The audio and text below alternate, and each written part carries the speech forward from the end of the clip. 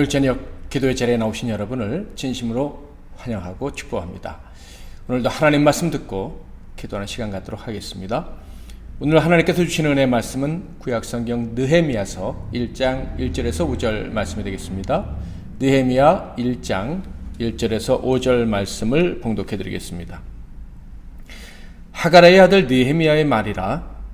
아닥사스다 왕 제20년 기슬로월에 내가 수상궁에 있는데 내 형제들 가운데 하나인 하나니가 두어 사람과 함께 유다에서 내게 이르렀기로 내가 그 사로잡힘을 면하고 남아있는 유다와 예루살렘 사람들의 형편을 물은즉 그들이 내게 이르되 사로잡힘을 면하고 남아있는 자들이 그 지방 거기에서 큰 환난을 당하고 능력을 받으며 예루살렘 성은 허물어지고 성문들은 불탔다 하는지라.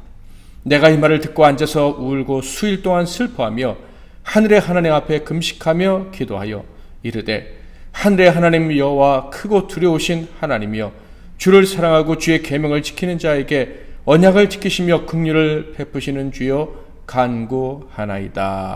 아멘. 오늘은 하늘이 무너져도 구원은 계속된다. 하늘이 무너져도 구원은 계속된다 라는 제목으로 하나님 말씀을 상고하겠습니다.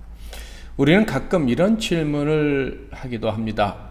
하나님 아버지, 제게, 우리에게 원하시는 것이 무엇입니까? 도저히 알 수가 없습니다. 이런 질문이죠. 이렇게 질문을 하게 되는 이유는 하나님의 뜻을 잘 알지 못하는 우리의 무지함, 우리 한계 때문이기도 하지만 열심히 주의 뜻대로 한다고 했는데도 결과가 좋지 않거나 희망이 없다고 느낄 때 이런 말을 하게 됩니다. 또 큰 은혜를 체험하고 나서 이제 변했구나, 이제 새롭게 시작이 됐구나 라고 생각했는데 곧 다시 고난에 직면하거나 전과 다름없는 상황에 떨어지게 될 때 도대체 하나님의 뜻이 무엇입니까? 제게 원하는 것이 무엇인지 저는 알 수가 없습니다. 이런 하소연을 하게 되는 거예요. 거기에 더해서 정말 이상한 말처럼 들리실지 모르겠지만 성경을 자세히 연구하다 보면 또 이런 생각을 할 수도 있습니다. 이스라엘의 바빌론 포로 귀환 사건만 생각을 해볼까요? 먼저 70년이 지난 이후에 하나님 말씀대로 이스라엘 사람들은 바빌론으로 포로로 잡혀갔던 그 상황에서 이제 벗어나 가나안 땅 그들의 고향으로 돌아오게 됩니다. 얼마나 놀라운 일인지 모릅니다. 하나님의 약속이 그대로 성취된 것이기 때문에 그래요. 이 놀라운 은혜 때 많은 사람들이 용기를 내서 고향 땅, 그들에게 주신 약속의 땅 가나안으로 귀환을 하게 됩니다. 안전하게 도착을 하게 되었죠. 자, 그런데 그 귀환 후에 어떤 일들이 있었습니까? 고대하던 예배를 드리려 했더니 방해꾼들이 나타나서 두려움을 안겨주었습니다. 그래서 그들은 또다시 용기를 내야만 하나님께 예배를 드릴 수가 있었죠. 결코 편하게 예배를 드릴 수 있었던 게 아니었어요. 그럼에도 불구하고 그들은 용기를 내어 늘 기도했고요. 하나님께 온전히 제사하기 위해서 성전을 짓기로 하고 성전의 기초를 놓았는데 방해꾼들이 나타나서 무려 16년 동안이나 그들이 계획했던 일, 하나님이 허락하셨다고 생각했던 그 일을 하지 못하고 시간만 낭비하게 됩니다. 16년이 지나서 학개 스가랴 선지자가 나타나서 격려의 주문으로 말미암아 다시 재건을 시작해서 4년이 흐른 즉 20년째의 성전을 완공하게 됩니다. 자, 이렇게 은혜로 믿음과 용기로 인내로 예배를 회복하고 성전 재건도 완성했으니 이제 이스라엘 하나님의 나라도 온전히 회복이 된 것일까요? 성전이 재건된 지 60년 후인 2차 포로 귀환 때의 상황을 보면, 그러니까 1차 포로 귀환 때로부터는 80년이 지났던 그때 2차 포로 귀환이 있었는데 그때 이야기를 들어보면 이스라엘이 재건됐는지 안 됐는지를 알 수가 있어요. 2차 귀환을 주도했던 사람은 에스라였죠. 그는 기대에 부풀어 예루살렘으로 귀환하게 됩니다. 이 과정 속에서 정말 감격스러운 하나님의 도우심, 하나님의 은혜가 아니면 불가능하다라고 말할 수밖에 없는 수많은 일들을 경험하게 됩니다. 그래서 너무 감사했어요. 너무 감격하며 기뻐했어요. 그런데 그 감사, 기쁨, 감격도 잠시 그는 망연자실한 상태에 떨어졌어. 옷을 찢고 수염과 머리털을 뜯으며 앉아 있어야 했습니다. 왜냐하면 그렇게 위대해 보였던 1차 귀환자들의 영적 상태가 그야말로 심각한 수준을 뛰어넘었기 때문입니다. 어느 정도였냐면 제사장마저 하나님의 말씀을 어기고 이방 여인들과 결혼하는 그런 심각한 영적인 혼란 상황, 영적으로 혼탁한 상황에 있었다라는 것입니다. 이런 심각한 상태를 에스라의 회개와 하나님이 허락해 주신 신앙 회복 운동으로 말미암아 극복하고 결국 예배를 회복하게 됩니다. 자, 그러면 이제 이스라엘 나라는 완성이 된 것일까요? 적어도 안정기에 들어가게 된 것일까요? 그런데 바로 이때로부터 14년 후 기원전 444년에 이 대한 기록이 느헤미야서 1장, 2장에 이렇게 연이어서 나오게 되는데 그것을 보면 이스라엘이 정말 회복됐는지 안 됐는지 알 수가 있어요. 느헤미야서의 시작은 바로 제3차 귀환을 이야기하고 있습니다. 제3차 포로 귀환 때 사건이 느헤미야서의 시작이고 또 계속되어서 느헤미야서는 돌아와서 어떤 일들을 했는지에 대해서 기록해주고 있는데 그 포로 귀환의 시작, 그 사건의 발단이 이렇습니다. 느헤미야서 1장 1절과 2절 하갈의 아들 느헤미야의 말이라 아닥사스다 왕 제20년 기슬월에 내가 수상궁에 있는데 내 형제들 가운데 하나인 하나니가 두어 사람과 함께 유다에서 내게 이르렀기로 내가 그 사로잡힘을 면하고 남아있는 유다와 예루살렘 사람들의 형편을 물은즉 어느 날 느헤미야의 친형제로 여겨지는 하나니가 예루살렘에서 느헤미야가 거는 수상궁으로 온 것입니다. 그 길은 1600km 정도 되는 아주 큰 먼 길이었죠. 이 젊은 사람들이 빠르게 오면 한 2달 정도 걸리는 길인데요. 느헤미야는 그가 도착하자마자 예루살렘으로 귀향해서 살고 있는 그 귀향자들의 삶이 어떤지 궁금해서 물어보았습니다. 무심코 물어보았는지 아니면 먼 길을 온 자기 형제의 모습에서 뭔가 위기 상황을 느끼고 물었는지 알 수는 없지만 질문을 했는데요. 그 질문에 대한 하나님의 대답은 참으로 느헤미야에게는 큰 충격이었습니다. 3절 4절 그들이 내게 이르되 사로잡힘을 면하고 남아있는 자들이 그 지방 거기에서 큰 환난을 당하고 능력을 받으며 예루살렘 성은 허물어지고 성문들은 불탔다 하는지라 내가 이 말을 듣고 앉아서 울고 수일 동안 슬퍼하며 하늘의 하나님 앞에 금식하며 기도하여 기대했던 것과는 전혀 다른 기가 막힌 대답을 들은 거예요. 그래서 너무 기가 막히고 슬퍼서 오랜 기간 금식하며 기도했다. 자, 그렇다면 느헤미야가 기대했던 답은 어떤 것이었을까요? 귀한 자들과 예루살렘에서의 상황이 어떠할 것이다 라고 상상하며 질문을 했을까요? 당연히 하나님의 언약이 성취되어 이루어진 그 귀향에 동참한 자들의 영적 상태는 충만한 상태였을 것이다. 이런 상상을 했을 것 같습니다. 귀향한 자들이란 그 누구보다도 용기 있는 자들이 아니겠습니까? 누구보다도 헌신된 믿음의 사람들이 아니겠습니까? 느헤미야가 왜 동참하지 못했는지 알 수는 없지만 분명 귀향자들은 누가 봐도 부러워할 만한 믿음의 용사들이 아니었을까라고 생각을 해봅니다. 그러므로 느헤미야는 재건된 성전을 중심으로 이스라엘의 영적인 회복이 이루어졌다라는 소식을 기대했을 거예요. 하나님은 자기 백성을 돌보시되 신실하게 돌보시지 않습니까? 고난을 이겨내게 하시는 분이 아닙니까? 그래서 70년이 지난 다음에 포로 귀환을 허락해 주신 것 아닙니까? 그래서 그는 그 땅의 소식을 들으면 감사함과 부러움 이런 감정을 느끼게 될 것이다 라고 상상을 해왔을 거예요. 그런데 그 귀환자가 들려준 그 땅의 소식은요, 그 귀환자들이 환난과 능욕을 당하고 있다는 거예요. 예루살렘 성벽은 허물어지고 성문들은 다 불타버렸다라는 거예요.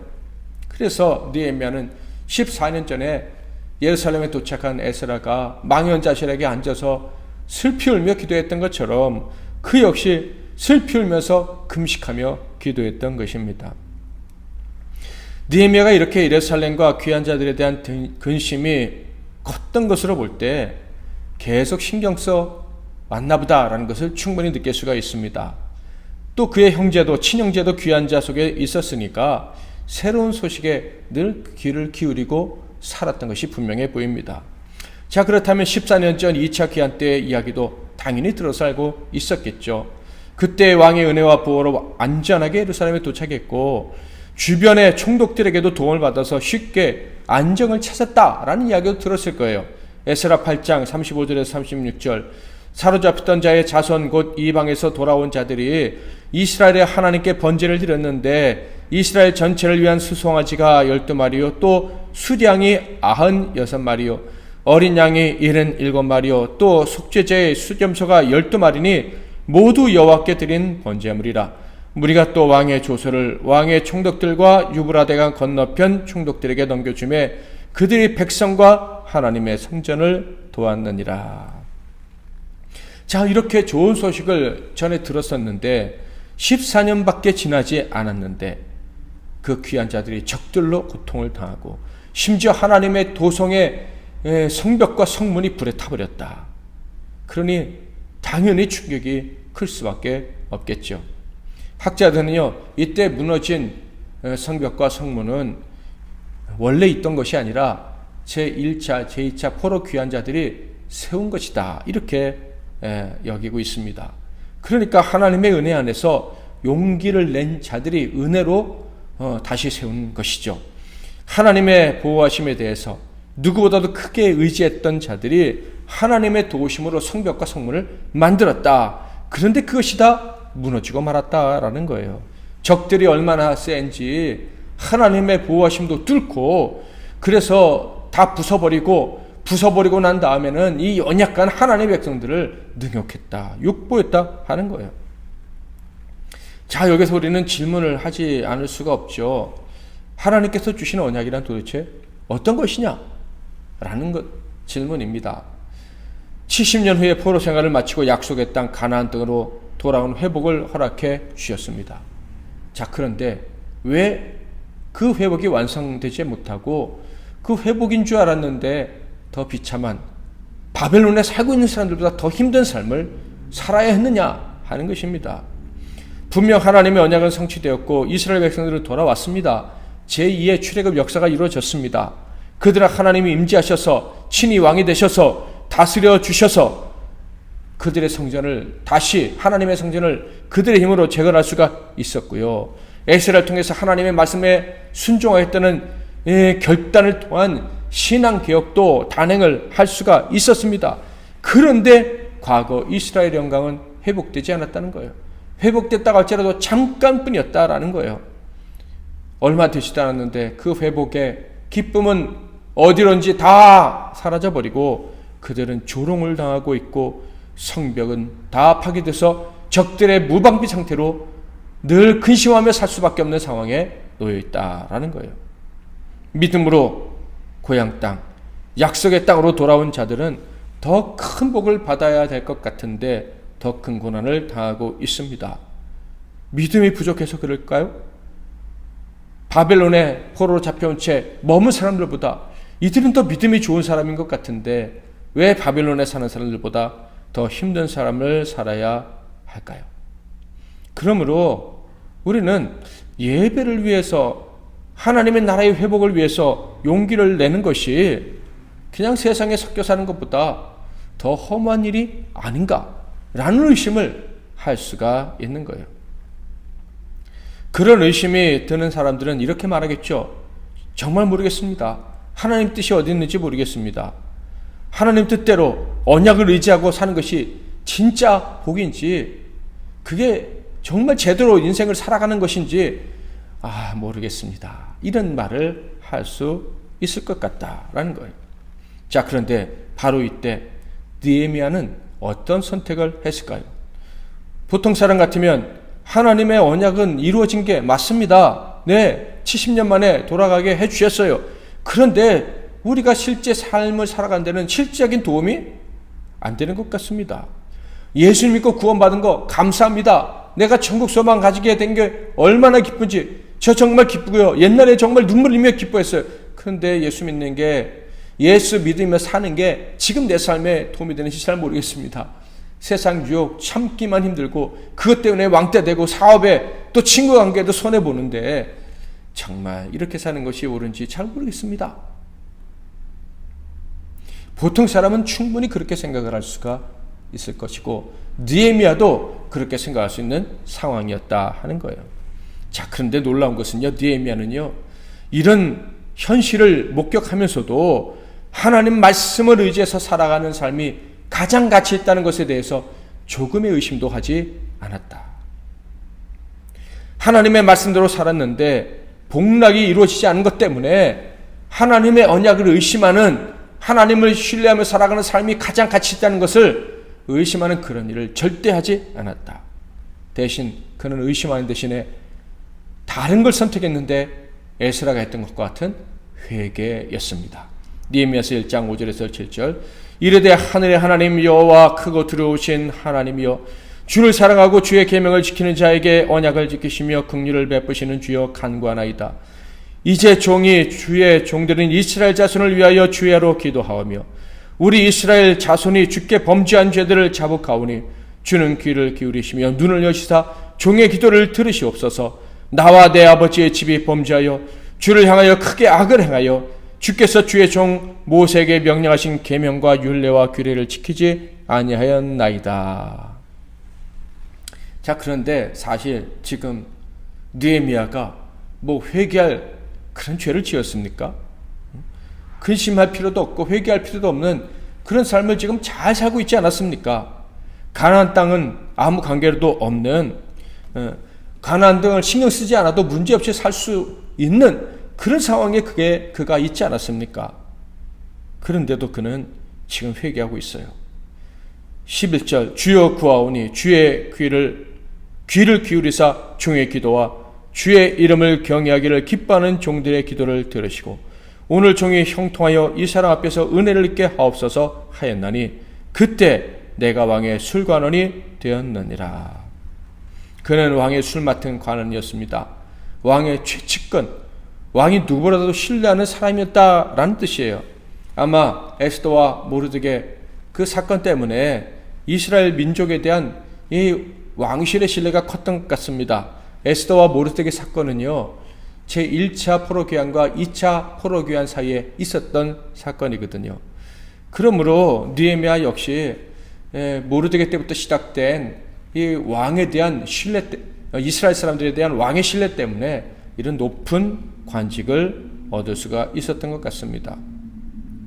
그러니까 느헤미야는, 그리고 그의 가족들은 바사 제국에 살면서 이민족의 소름 같은 거는 그렇게 크게 느끼지 않았을 것 같아요. 물론 왕 말고 다른 사람들의 시기심은 당연히 있었겠지만 페르시아 사람이라 할지라도 높은 지위에 오르면 당연히 시기를 받을 수 있는 거 아니겠습니까? 그러니까 큰 문제가 아니라는 거예요. 그러므로 페르시아는요, 그들의 제2의 고향, 그들의 땅이라고 해도 과언이 아니었을 것이다. 또한 하나님의 언약을 의지하고 간 사람들이 힘들게 사는 것을 들었을 때 뭐 의심을 하면서 하나님을 위해 용기를 내는 것이 헛된 것이구나 라는 생각도 충분히 할 수 있었을 것이고 믿음의 가치에 대해서 다시 한번 생각할 수 있는 그런 기회가 있었을 거예요. 그러나 느헤미야는 조금도 그런 생각을 하지 않았다는 거예요. 그래서 술 맡은 관원장으로서 아주 중요한 본분, 생명을 좌우할 수도 있는 본분을 자기도 모르게 가볍게 여기는 실수까지 범하게 됩니다. 그가 맡은 본분이란 무엇입니까? 술 맡은 관원장이 해야 되는 본분은 왕이 늘 마음이 편하고 즐겁게 밥도 먹고 술도 마시고 시간을 보낼 수 있도록 보호자는 역할이에요. 그러므로 그는 왕 앞에서 근심 어린 표정을 드러내서는 안 되는데 그만 고향의 소식 때문에 왕에게 근심 어린 표정을 드러내고 만 것입니다. 왕이 그가 근심하고 있다는 것을 눈치채자 그는 극도의 공포심에 빠지게 됩니다. 자기 본분을 다하지 못했다는 것을 깨달았기 때문입니다. 만약 왕이 사형에 처하면 죽을 수도 있는 중죄를 범한 거예요.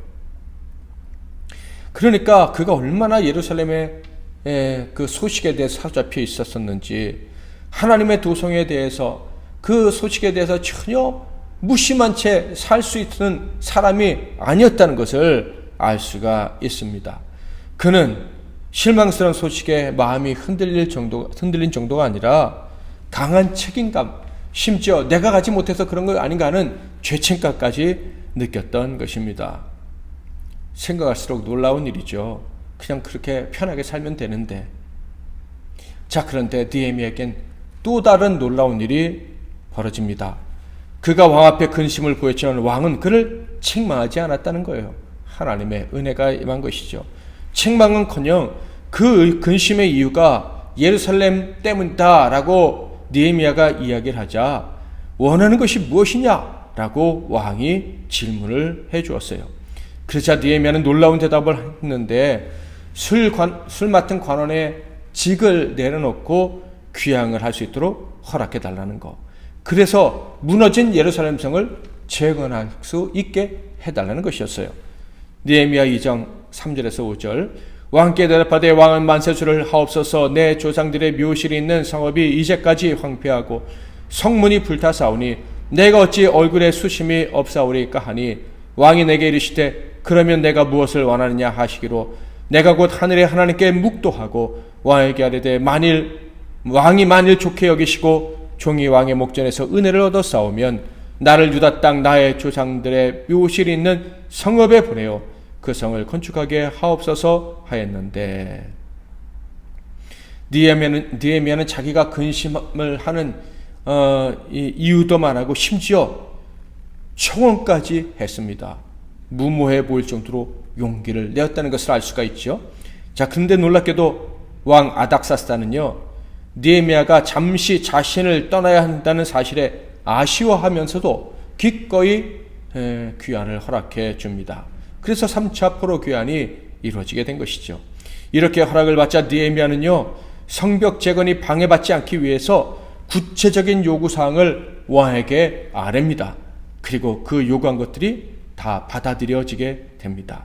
느헤미야는 이렇게 갑작스럽게 놀라운 일이 벌어진 것은 하나님의 선한 손이 자기를 도우셨기 때문이다, 이렇게 고백을 하죠. 2장 6절에서 8절. 그때 왕후도 왕 곁에 앉아 있었더라. 왕이 내게 이르시되 내가 몇 날에 다녀올 길이며 어느 때 돌아오겠느냐 하고, 왕이 나를 보내기를 좋게 여기시기로 내가 기한을 정하고, 내가 또 왕에게 아뢰되 왕이 만일 좋게 여기시거든 강서쪽 총독들에게 내리시는 조서를 내게 주사 그들이 나를 용납하여 유다에 들어가기까지 통과하게 하시고, 또 왕의 삼림감독 아삽에게 조서를 내리사 그가 성전에 속한 영문의 문과 성곽과 내가 들어갈 집을 위하여 들보로 쓸 제목을 내게 주게 하옵소서 하며, 내 하나님의 선한 손이 나를 도우심으로 왕이 허락하고. 아멘. 이상의 이야기에서 우리는 느헤미야의 영적 신앙의 모습에 감탄하게 됩니다. 그런데 한편으로는 이 사람 참 무모한 신자가 아닌가, 무모한 믿음을 가진 사람이 아닌가라는 생각을 해보기도 합니다. 왜냐하면 1, 2차 포로 귀환의 성과가 좋지 않다는 소식을 듣고도 가나안 땅으로 가겠다고 용기를 내었기 때문입니다. 1, 2차가 실패했는데 느헤미야가 간다고 성공적인 귀환이 될 것이라는 보장이 있습니까? 실제로 느헤미야가 가서 성벽을 재건하긴 했지만 400년 후에는 로마에 완전히 점령당하게 된다. 그것을 우리는 잘 알고 있습니다. 그래서 저는 이 귀환 과정을 살펴보고 묵상하다가 이 느헤미야에 이르러서는 이 단어가 생각이 났어요. 인해 전술. 과거 중공군이 사용했던 전술이죠. 무모하게 군사들이 죽어도 또 보내고 하는 그런 전술 말입니다. 즉 예루살렘에서 무너진 그 신앙을 회복하기 위해 아무리 믿음의 용기가 큰 사람들을 투입해도 예루살렘 성의 진정한 승리의 깃발을 세우지 못하고, 또 잠시 세웠다 할지라도 또 꺾이게 될 것을 계속 보여주고 있는데, 무모한 작전이 계속되고 있는데 또다시 느헤미야가 가는 거예요. 그러니까 이 포로 귀환이라는 이 과정이 참으로 무모한 작전이 아닌가 하는 생각마저 드는 거예요. 그런데 느헤미야는요, 절대 결코 그런 생각을 하지 않았죠. 오히려 군사를 더 투입해야, 그리고 그 군사들 중에 자신이 최전선에 서야 한다고 생각하고 예루살렘 향해 전진한 것입니다. 그러니까 그는 참 무모할 정도로 충성된 주의 군사다라는 생각이 드는 거예요. 자, 그렇다면 하나님은 왜 하나님의 역사를 이렇게 진행하셨을까 질문하지 않을 수가 없죠. 그 이유는요, 분명합니다. 바로 다음과 같은 진리를 우리에게 알리시기 위함인데, 세상 나라는 망하더라도 하나님의 백성들이 세상에서 혹시 실패하는 것처럼 보인다 할지라도 하나님의 구원 역사는 계속된다 라는 것을 강조하시기 위함이에요. 아무리 세상에서 실패하는 것 같아도, 아무리 하나님의 교회가 무너지는 것 같아도 하나님의 의인들은 계속 등장할 것이고 그들을 통해서 하나님의 구원은 계속된다라는 것을 보여주시기 위해서 이 역사를 감추지 않고 기록하셨다 하는 거예요. 사람들이 오해할 수 있을 줄 아심에도 불구하고 이 역사를 계속 진행하셨다는 거예요. 오늘 우리 삶에 이 말씀을 정해 본다면, 우리 삶이 아무리 실망스럽다 할지라도 하나님의 은혜가 우리에게 소멸된 것처럼 느껴지는 때가 있다 할지라도 하나님의 구원은 결코 소멸되지 않고 그 구원의 역사는 계속된다, 이 사실을 믿어라 라고 교훈하시려고 이 역사를 성경에 기록하셨다라는 거예요. 사랑하는 성도 여러분, 우리는 참으로 연약한 자들이기 때문에 하나님의 뜻을 잘 알지 못하고 때로는 정말 알 수 없다면서 실망하며 주저앉는 때가 있을지도 모르겠습니다. 그러나 우리는 실망해도 하나님은 실망하지 않으신다는 사실을 잊지 마시기를 축복합니다. 우리가 어떤 상황이 있다 할지라도, 어떤 지경에 처한다 할지라도 하나님의 구원은 계속됩니다. 당연히 이 구원의 역사를 위해 사용하실 하나님의 사람들 역시도 계속해서 등장하게 될 것입니다. 느헤미야 같은 사람, 그리고 저와 여러분, MBC 나눔교회에 있는 성도들과 같은 하나님의 종들은 계속해서 등장하고, 하나님의 교회를, 하나님의 나라를 완전히 세우기 위해서 헌신하는 자들은 계속해서 나오고 또 하나님께 쓰임받게 될 것입니다. 1차, 2차, 3차 귀한 자들의 헌신, 믿음, 그리고 그들의 도전은 무모해 보이고 허무해 보일 수도 있습니다. 그런데요, 그들의 헌신에도 불구하고 하나님의 나라가 제대로 재건되지 않은 것처럼 보일 수 있지만, 그러나 큰 역사의 관점에서 보면 결코 그렇지 않다는 것을 우리는 알 수가 있습니다. 바로 다시 재건하려고 애썼던 그 땅에 누가 오셨습니까? 예수님이 오셨고, 그 예수 그리스도가 외치셨습니다. 하나님의 나라, 이제 다시 무너지지 않을 하나님의 나라가 여기에 임했다. 믿는 자는 그 나라를 결코 빼앗기지 않는다 라고 말씀하셨습니다.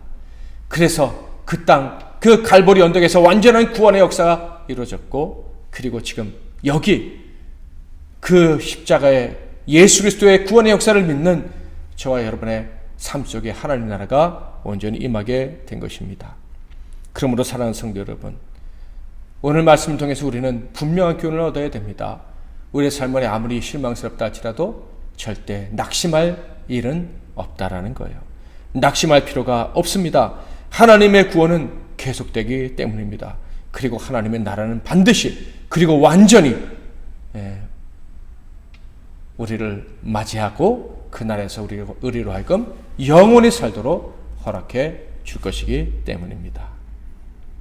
마음이 상한 자를 찬양하고 기도하겠습니다. 마음이 상한 자를 고치시는 주님, 하늘의 아버지, 나를 주관하소서. 주의 길로 인도하사 자유케 하소서. 새 일을 행하사 부흥케 하소서. 의의 줄이고 목이 마르니 성령의 기름 부으소서. 의의 줄이고 목이 마르니 내 잔을 채워 주소서. 성령으로 채우사 주 보게 하소서. 주의 임재 속에 은혜 알게 하소서. 주 뜻대로 살아가리 세상 끝날까지. 나를 빚으시고 새날 열어주소서. 의의 줄 잊고 목이 마르니 성령의 기름 부으소서. 의의 줄 잊고 목이 마르니 내 잔을 채워 주소서. 오늘도 말씀 붙잡고 기도하시고 또 마음껏 여러분의 기도 제목을 하나님께 아뢰고 우리 교회와 또 우리 선교사님들과 어려움 당하는 이웃들을 위해서 마음껏 기도하시고 편안한 밤 맞이하시기를 바랍니다. 하나님의 뜻을 온전히 아는 것은 불가능에 가깝지요. 그러나 우리가 하나님의 뜻을 전혀 모르는 기가 막힌 상황에 처한다 할지라도 우리는 이미 구원받은 하나님의 언약을 받은 백성이기에 구원을 경험할 것이며 우리를 위한 구원의 역사는 계속됩니다. 이 사실을 믿고 기도하시기를 바랍니다. 기도하겠습니다. 살아계신 하나님 아버지, 세상 사람들은 하늘이 무너져도 솟아날 구멍은 있다 이렇게 말하지만 우리는 하늘이 무너지고 아무리 희망이 없어 보이는 때라도 하나님이 우리를 위해 이미 허락하신 구원의 역사는 계속된다는 사실을 확실히 믿습니다. 이 놀라운 구원, 영원한 구원을 우리에게 허락해 주시니 감사합니다. 오늘도 이 구원을 믿고 이 구원을 확신하고 하나님께 기도하는 우리 성도들의 기도에 응답해 주옵소서. 우리의 질병을 위해 기도할 때 건져주시고 사랑하는 가족들과 이웃을 위해 기도할 때 응답해 주시며 우리의 미래가 하나님께 영광이 되기를 사모하며 기도하는 모든 기도에 응답해 주시고 미처 생각지 못해 아뢰지 못한 우리의 모든 소원에도 응답해 주시옵소서. 예수 그리스도의 이름으로 기도하옵나이다. 아멘.